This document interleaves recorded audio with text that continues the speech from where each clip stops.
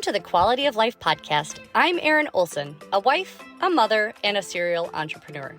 After starting 3 successful businesses, I've learned some hard lessons regarding the ins and the outs of starting and running a small business. My intention is to share my knowledge that I've learned from the School of Hard Knocks, so you don't have to learn it the hard way like I did. Each week, I hope to guide you to the next level in your business or in the business that you work in. So let's go. Hey guys, welcome back to the show. It is me again, Erin Olson, your guide to getting you from business idea to big business. Today, we are covering the big business question, who is your customer? Now, I know that sounds really basic. Your customer is anyone who buys your product or service, right? While that is true, there is so much more to that question that we need to answer in order to help you serve the right customer. That is your ideal customer, or in business lingo, your demographic. When you can accurately describe your ideal customer, you can then tailor all of your marketing and the products that you develop to that whole demographic. It makes you an expert in a field of many that can set you apart from them all.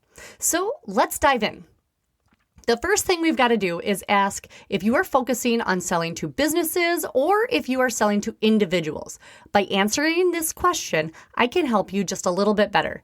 If you are selling to individual customers, also known as B2C, this is the episode for you. If you are selling business to business or B2B, this is also the episode for you. You will just want to tweak the info I cover to fit your needs a little bit better. All right, let's dig in. So your customers are individual people, but what kind of people? Sorry to tell you this, but not every person needs your product or service, and not everyone that does need it will buy from you. Plus, you really only want to spend your marketing budget and time to sell to people that might actually buy your product or service, right? So then we have got to narrow down who your demographic really is. Like I said earlier, your demographic is the exact group of people who will buy your product or service.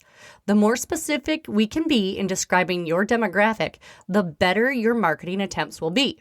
So to help you with that, we are going to get really clear on who your demographic is. Here are some questions that can help you get clear on your demo. What is the average age of the person buying your product or service? Do they belong to a specific generation, like Gen Xers, Boomers, or Millennials? What is their ethnicity? How educated are they? Do they have a high school education, or did they have some college in their background? Or do they have a lot of college in their background? Do they work in or away from the home? What is their income? What is their sex, if this does apply to your company? Are they parents? If so, what are the ages of their children?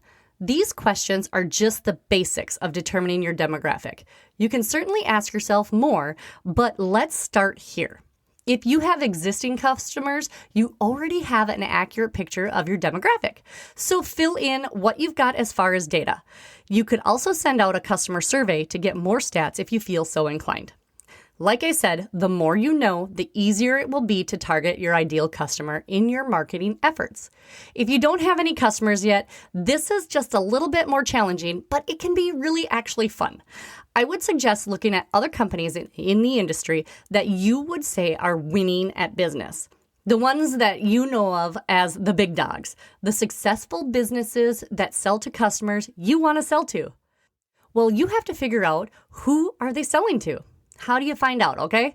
Number 1, who are they targeting in their advertising? Look at the time of the placement of ads, where they're placing them on Instagram, Facebook, Twitter, maybe even TikTok. Check out and really think about, where are they targeting their ads by the timing, and who are they targeting them to?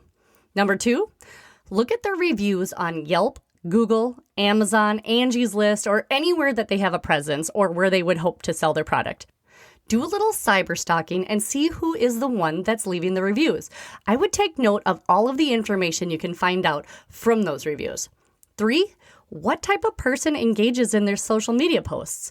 When they have a post on Instagram or Facebook or any platform, go and look who is liking it and look and see what the comments are about and who is making those comments.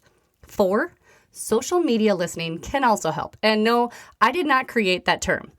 This is searches for relevant questions and hashtags, and you can search all of these, and they are full of information.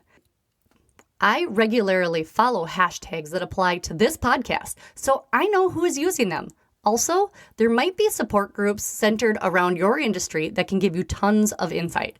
You can become a member and search in those groups to find out more and actually use it for market research. You can ask questions on there, and you know what? People in those groups are so willing to give all of the information. Another thing you could do is to conduct a survey to find out more and post it on a social media ad geared to the demographic you think fits yours. You can do this very cheaply, and you can just get all of the answers and you can put them into a Google Doc, and then that will help you so much.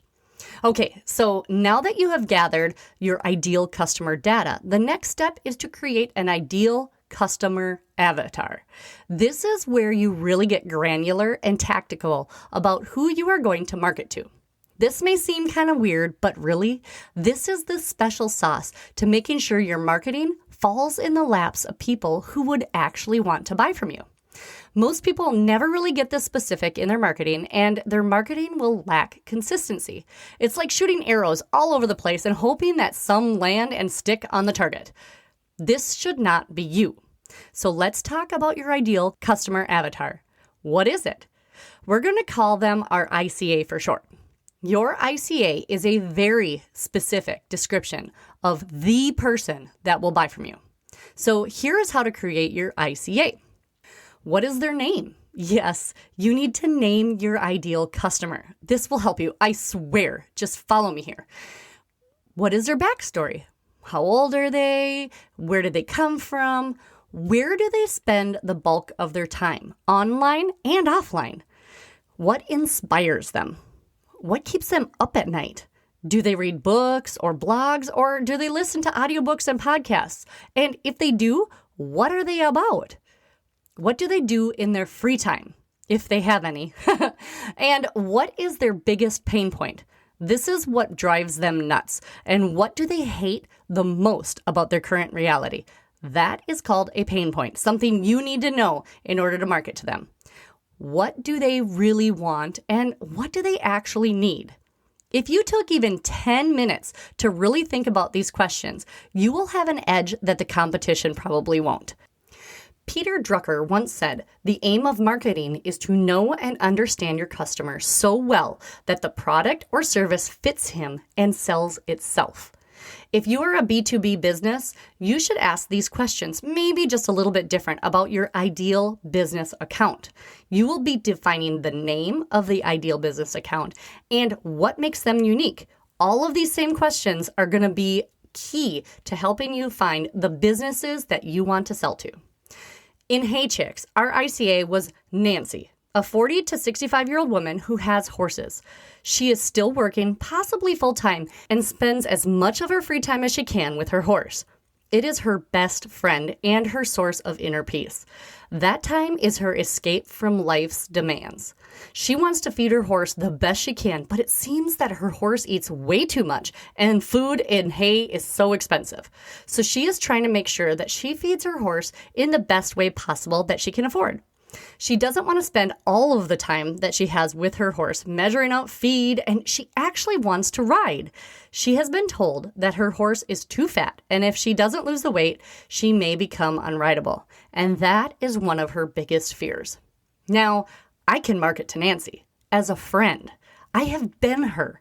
I can find her on Facebook and turn her into a raving customer if I can just get her to hear my message and try the product. Then she will tell everyone she knows about how we gave her back her time with her horse and saved her money. Then Nancy, she sells our product for us. This is the magic. Now, I do have to say that if you are still having a hard time describing your ICA, there is another way. Most of the time, we start a business to serve the exact same person we were before we started this business. And so a lot of times your ideal customer is who you were before you found the solution. This gives you expert status, even if you aren't, quote, an expert. Knowing your customer and taking him or her into consideration in your marketing and product development will help you to be the go-to. So I suggest writing a quick write-up of your ICA and posting it on your wall so that you know who you are working for. And then you can serve him or her the best you possibly can. Well, guys, this is what I have for you this week on the Quality of Life podcast. I hope that by drilling down on who your customer is helps you to cater your marketing a little clearer. Next week, we will cover some basics of marketing to help you put this new info to use. Until then, get busy figuring out who your Nancy is. If this episode helped you, please share it with others in the business. And I will be back next week to help you get from your business idea to big business. See ya! Thanks for listening to today's episode. Be sure to check us out on the Quality of Life podcast, Facebook and Instagram pages, and our website, theerinolson.com, for downloads and more information. That is THEERINOLSON.com. Stay up to date by joining our email newsletter. Together, we can improve all of our quality of life.